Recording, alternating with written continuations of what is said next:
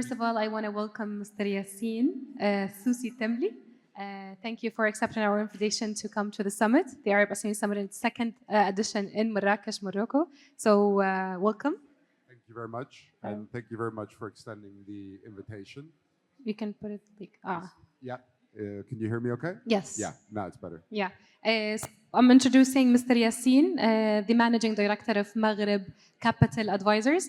Yassine, I just want to ask you, we have like a limited time. Yes. But I want to ask you like quickly to tell me more about yourself and your background, your experience.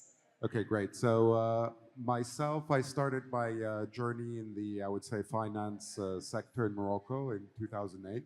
Okay. When we set up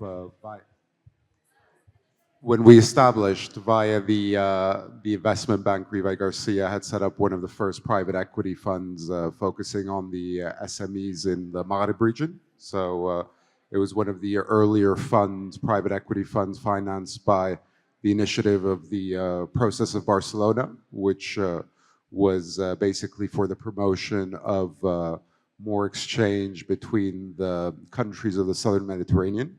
So this initial fund was promoted by the European Investment Bank along with a number of other Spanish industrials and financial institutions. Went on to set up a first 63 million euro vehicle focusing specifically on SMEs in Morocco, Algeria, and Tunisia. So this activity and fund went on to set up a second vehicle in 2011. So a second fund, which also continued to invest in North Africa, but then had more of an extension towards Egypt. And that's when the private equity fund still exists today and is become one of the major funds in the region, focusing on Africa. It's known as Mediterranean Capital Partners. And what we decided to do in 2012 is to continue our advisory business to focus more on the smaller and medium-sized enterprises. Just a second. Yeah. Can you guys be quiet? Guys, can you be quiet? Sorry. Thank you. We're having a session here. Thank you so much.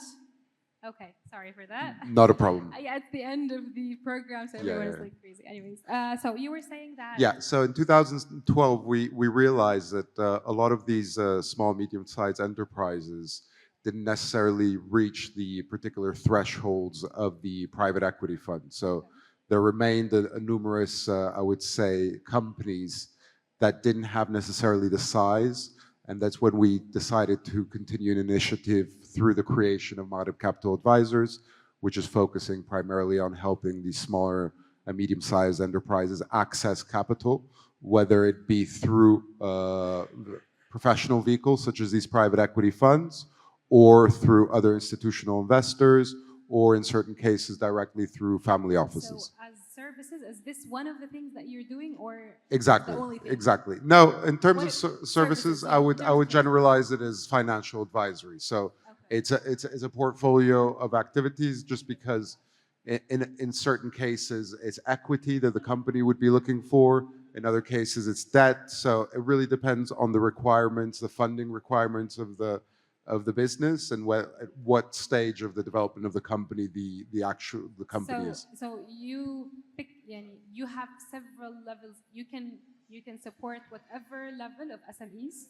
Yes. Or you have a specific audience that you're only mature, or like 3 years of record, or whatever. No, initially we started. It should be a running business? Okay. No, not necessarily running business. I mean, we've looked at greenfield projects when there is, I would say, a very strong case from a commercial perspective, i.e., there is a client that's already very interested in off-taking the revenues in the initial years.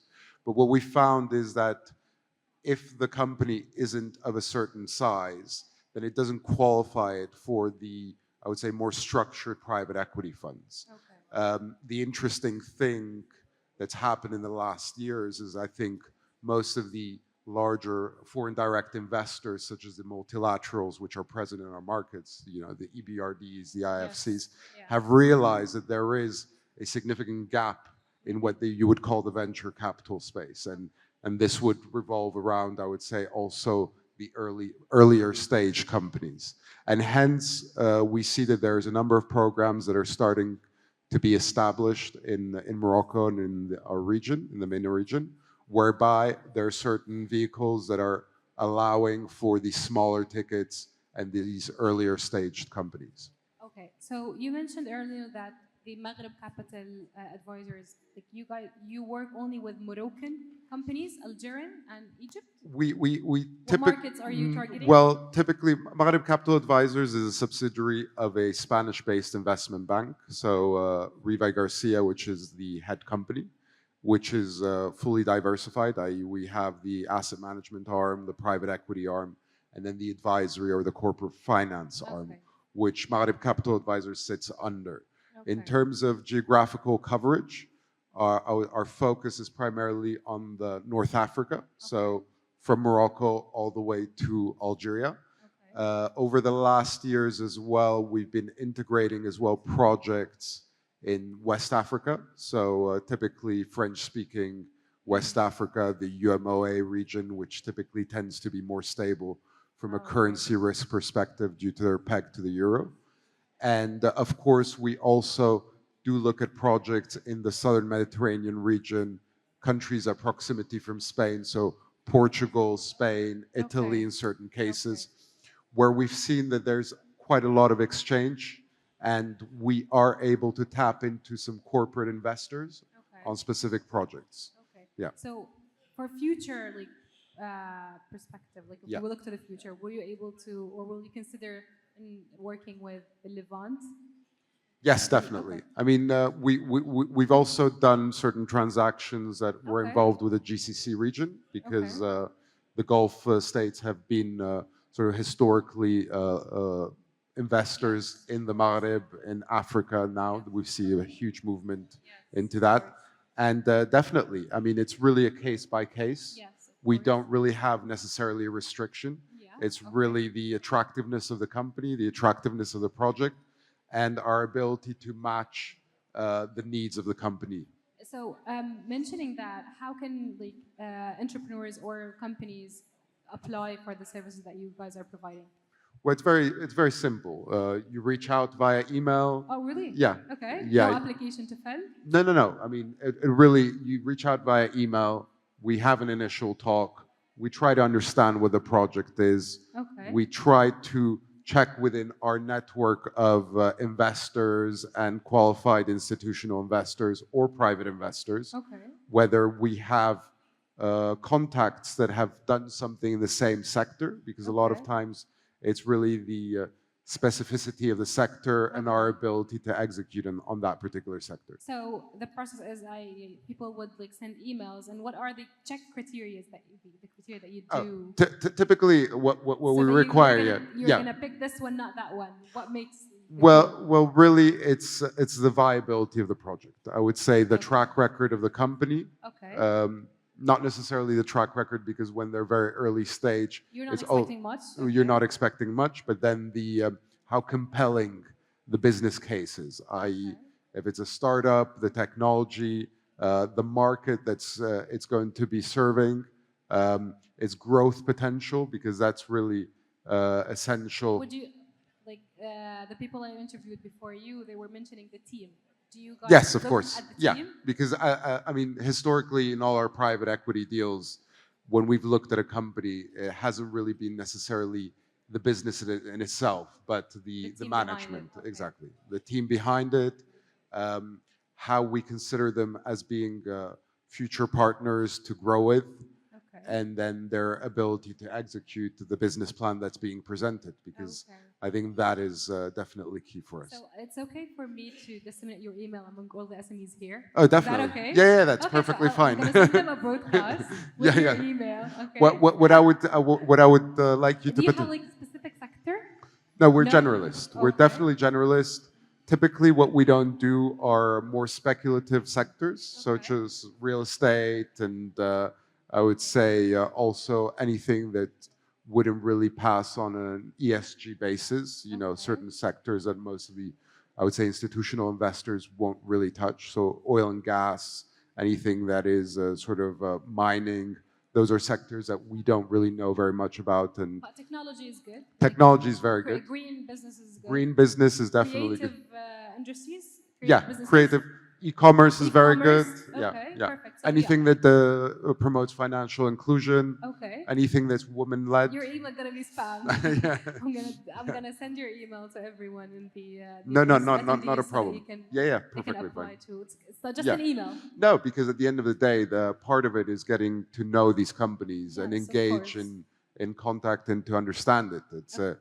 you know, it's very difficult to understand a business just on the basis of a teaser or a short presentation. Yes, or document, I think exactly. one needs to get into a discussion with the promoters of the projects and the shareholders and understand really their vision and their perspectives. Perfect. So I'll close with one thing, one advice that you want to give Arab SMEs from your perspective, from your experience. Well, from my perspective, I've seen that what typically happens, and I would say this from my experience in Morocco, is typically companies, once they start growing, will start finding that their domestic market is relatively small. So what I would basically tell these sort of companies is to really take a regional approach to their projects. They should start thinking regional at the early stages. Exactly. Okay. Start thinking regional at early stages. When the resources aren't available, think outside the box. Be a little bit more creative in the sense that try to identify partners in other similar markets that you could potentially create partnerships or joint ventures that already puts a footprint on that regional, I would say, strategy. Just because typically those are the projects that the sort of more sophisticated or more structured investors will look at, especially when at this point, what are investors looking at exactly? Okay.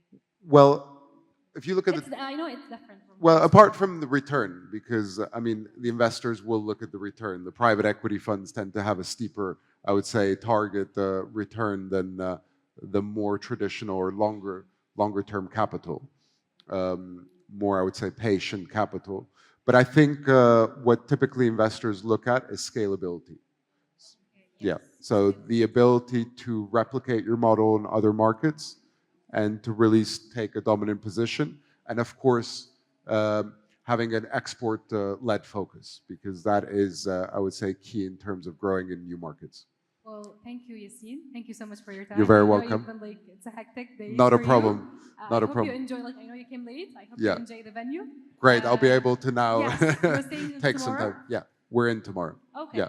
So we speak later, anyways. Okay. Yeah. Thank you, Nadine. Thank you so much. Thank you. Bye bye.